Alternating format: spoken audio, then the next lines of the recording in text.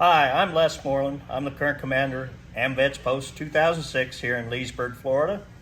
And we're a proud sponsor of Central Florida Salute on the YouTube channel. I'd like to have you check us out on our Facebook page or whatever. Our address is 500 North Canal Street in Leesburg, Florida. To all you veterans out there, come by and see us. We salute you for your service and thank you very much.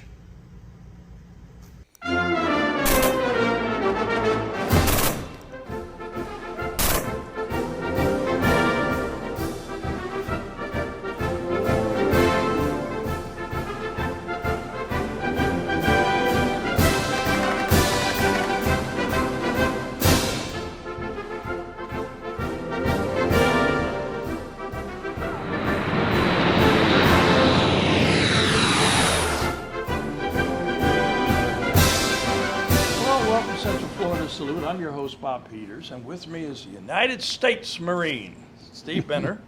Nice to meet you again. Yes. I've run into you several times. Yes. And we're here at 1992, as I said, in Mount Dora, AMVETS Post. And you are a trustee here, right? Yeah. Yeah. You keep everything in line? Yeah. Tell me a little bit about yourself, Steve. Where are you from originally? Sunbury, Pennsylvania. Pennsylvania. Yeah. I went to high school at Sunbury High. I graduated and I went to the Marines. Yeah, you went in the Marines in, what, 66, you said, right? 66. And how long were you there? 2 years. And you were in Vietnam, right? Yes, sir. How long? 13 months. 13 months? Yeah. So why the Marines? I had an uncle that was in Guadalcanal, and he had a picture. Mine had a picture of him and his helmet, and tin shots were unloosened, and had a growth of beard on. Great big beard. A Marine with a big beard. No, it was he didn't shave for a couple of days. Oh, And I admired him. so this beard, it's not something like afterwards. This is because he was over there, he couldn't shave, right? Right. Oh, okay. So Yeah. he was an inspiration. Yeah, he's all dirty, and I just thought it was neat. Yeah. Well, that's good. We all need inspiration. Yes, you know? And I understand your dad was not a Marine, right? Was he? No, he was Army, and he tried to talk me out of going in the Marines, and he was that mad at me. He wouldn't run me to the bus station the day I had to go for boot camp. But when I was in Vietnam, he wrote me a letter every day. You know he was proud. He would say it's raining, it was snowing, and he sent me a pack of Kool-Aid.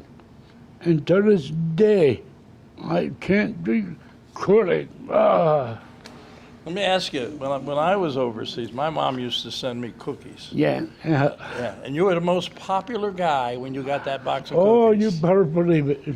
You're friends with everybody. Yeah. So tell me a little bit about, you went in the Marines, and where did you go to basic, and what was you were a combat engineer, 1st Battalion, 26th Marine Combat Group, right? No. So my homework. I went to Paris Island, Yep. and at the Paris Island, went to infantry training at Camp Geiger.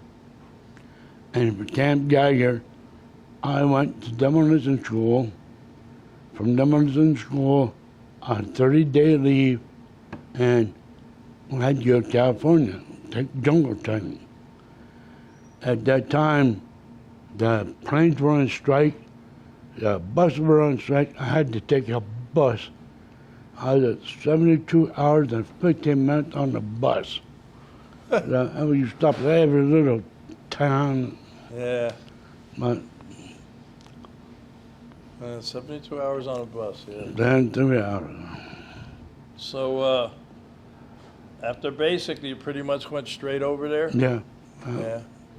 Yeah. And we got a couple pictures we're going to be showing here. Anyway, I got 3 pictures here. We're going to talk a little bit about these pictures. Now, I'm going to hold this up so the camera can see it, and you tell us what that is. That is box mines made out of wood. We were on Liberty Road, and we used to be able to detect the mines. So they're roadside bombs, right? Yeah, and they started using these, and we couldn't figure out why these tanks were getting blown up. Yeah. And one during the monsoon season, a guy named Pappy from Chicago stepped on one and walked him out in the mud with smoke. And that's how we found out they were using bombs. Yeah, this is a picture here.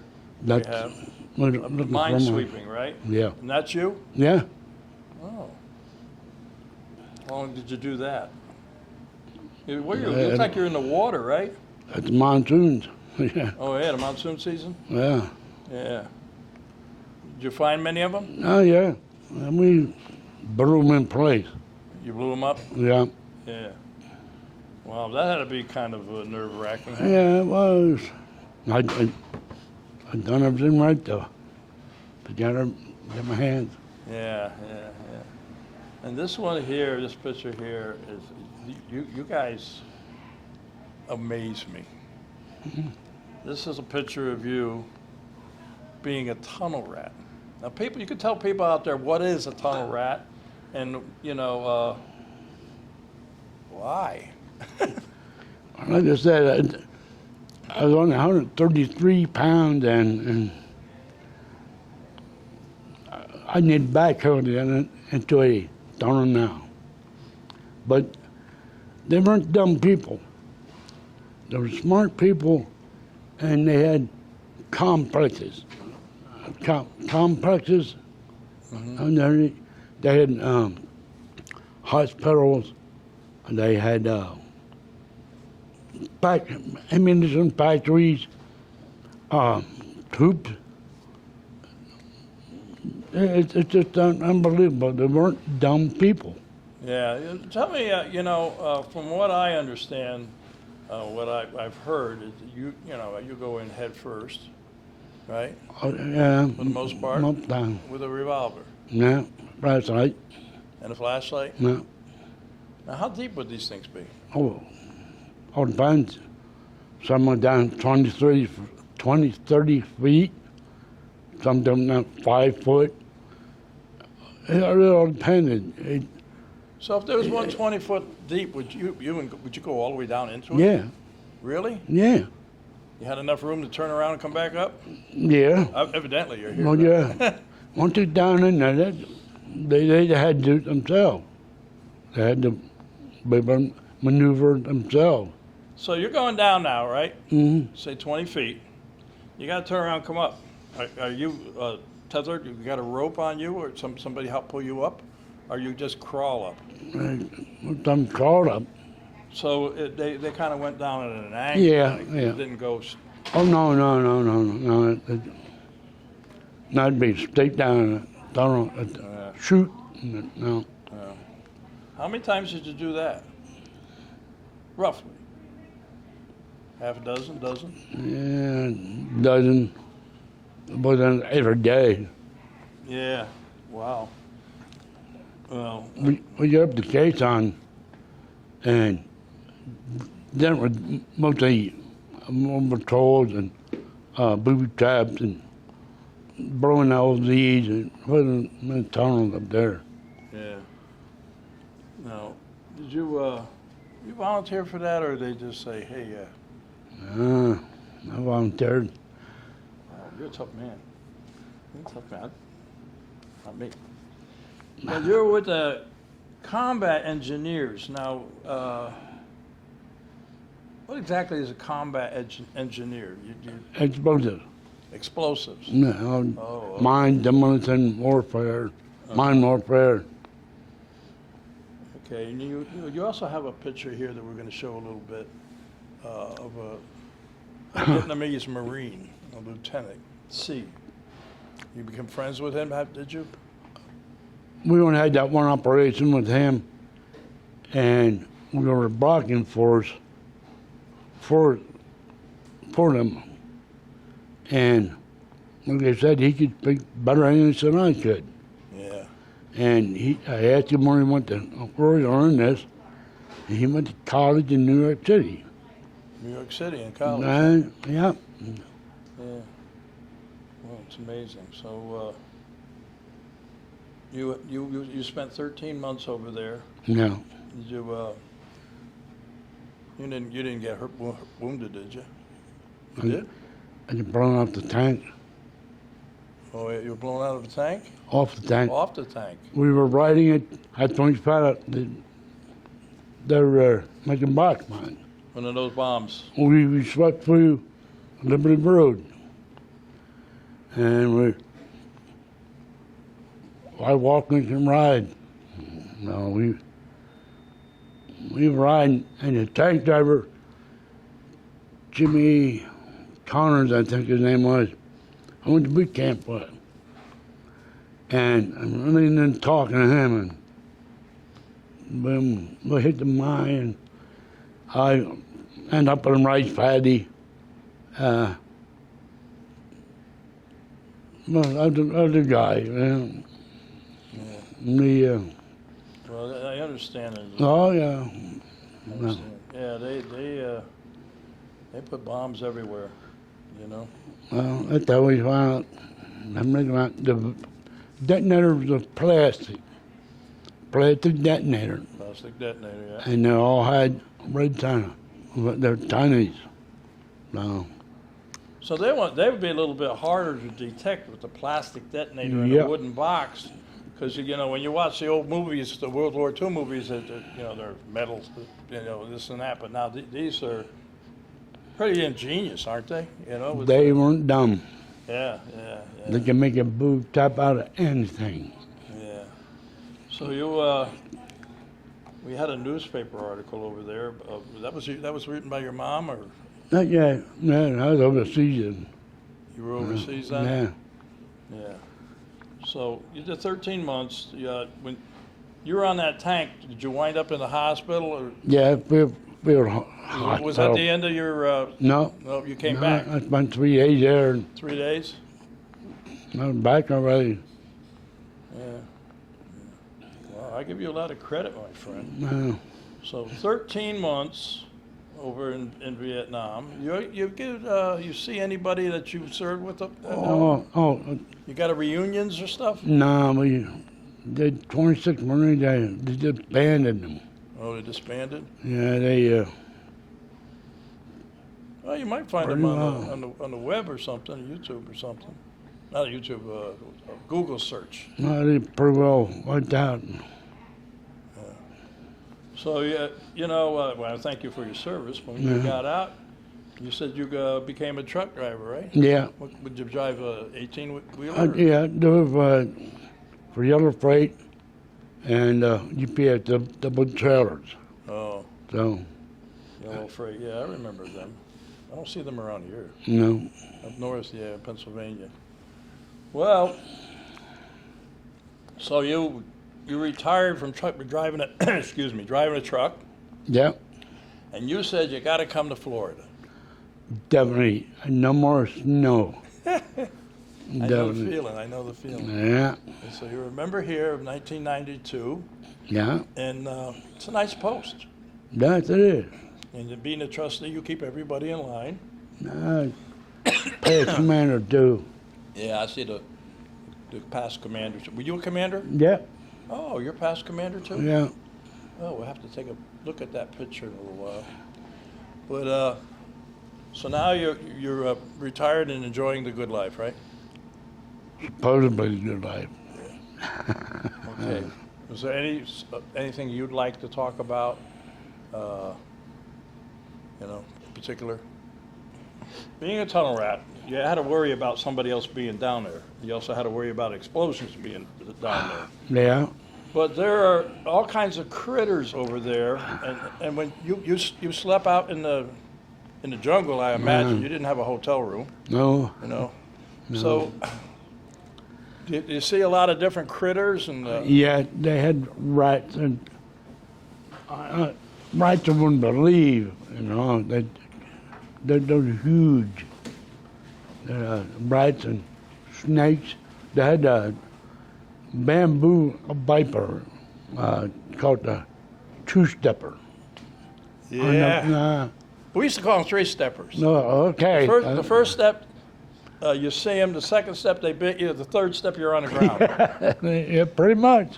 Yeah, you know, and I remember when I went to Southeast Asia, I was in Utapao, and they said, listen, there's 54 different varieties of snakes. Yeah. 53 are poisonous. So, you know, and I did see some rather large Yeah. snakes. Yeah. Did you find any in when you went down the hole? Yeah, I did. yeah? Yeah. And you make fast trip back out. Yeah, I'll bet. I'll bet. Because, you know, even down here in Florida, you know, you see like the gopher turtles. Yeah. They share their hole in the ground with snakes and all these other creatures. People don't know that, you know. I didn't know that. Well, don't go looking in any gopher hole. No. All right. You had your share looking at Yeah. the tunnels, you know. But yeah. Yeah. They had booby traps and false walls, false bottoms. You know, you probed Yeah. the way it's proven. You hit a soft spot. We didn't mess around. We had satchel charge. Got satchel charge. Is that on the end of your stick? Like? Now, it's a 20-pound pack of C4. Yeah. And so you blew the tunnel with it. And at night, or when I took a break for cow, I was the most popular guy. Could C4 reduce the heat or food. Oh yeah, the C4. Yeah, you guys. I give you a lot. All of you guys a lot of credit. I mean, I was in the Air Force. We had a barracks, you know. So I know you guys were jealous. You know. We all did our thing, right? You know. I'm a firm believer. One doesn't work without the other. That's right. And I'm a firm believer of that. That's right. You know, I mean, we as veterans tease one another, but you know, it's a brotherhood. Yeah, definitely. You know. Yeah. I'll tell you a story about a guy. He's with a singing group. He was with a singing group. Unfortunately, he's no longer with us. I don't want to get into that. But he was a Marine, and he was. I was doing an interview with the Carriage Museum. They did a thing honoring veterans and stuff, and I was the MC. And they said, you're going to go introduce this group, and they called. I think they were called Homeland. But where's Dale? Yeah, Wearsdale. Yeah. Did you go there? Yeah. Didn't I look a lot younger then? Be nice, Steve. Go ahead. But anyway, so there's four guys, and they had one other. There was a lady with them too, and she was one of the backup singers for Elvis Presley. And I got to meet her, and I got to sing with those guys. So you're looking at a guy who was a backup singer of Elvis Presley's. I don't know if they had my mic on, but I was there. I'd like your autograph when I leave here. Yeah.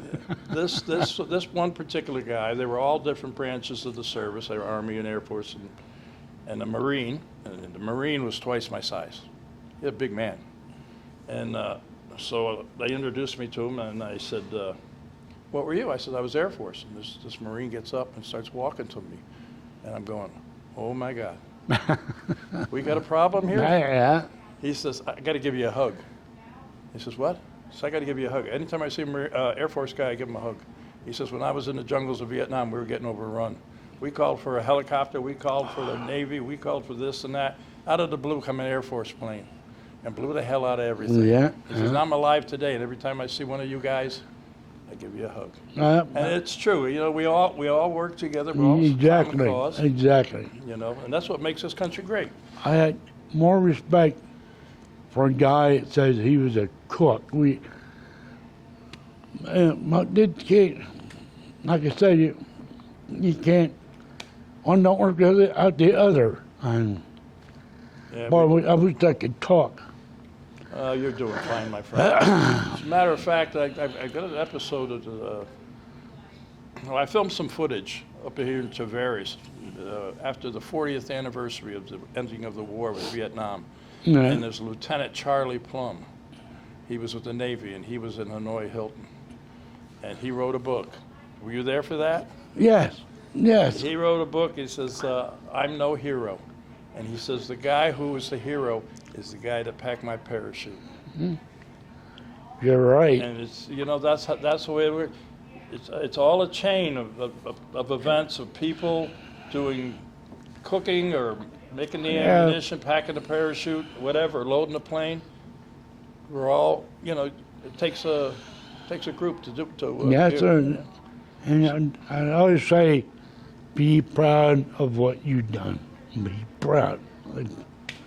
Well, You've got to be. I'm proud to know No, you, sure. Steve. I'm proud to know you, Steve, and I'm glad you did this show with me. And we feel a lot the same way, with all the different branches of service. So we got something coming up over here. What is this? This is what Steve's nephew made for us, for the post. This is the second one he's donated. Wow. This is a surprise. This is your nephew did this? My wife's nephew. Your wife's nephew? Yeah. But it's still your nephew. Yeah. Yeah. Beautiful. Hand carved. It's got the logo on there for the AMVETS. Wow, that's nice. Wow, that had to be a lot of work. Well, you got your nephew helping out here too. Yeah. That's good. Because I tell a lot of people, we got to get the young people involved. Exactly. Exactly. And that's one of the reasons we do this show. It's all about educating people too. And I'm proud to have you on the show because maybe we enlighten somebody. Yeah. Yeah. So, but I think it's time to wrap it up. So we're going to look in that camera, and I told you how we do this. You ready? Yeah. To all our veterans out there, our active military and their families, we salute you for all you do. Until next time. Nice job, brother.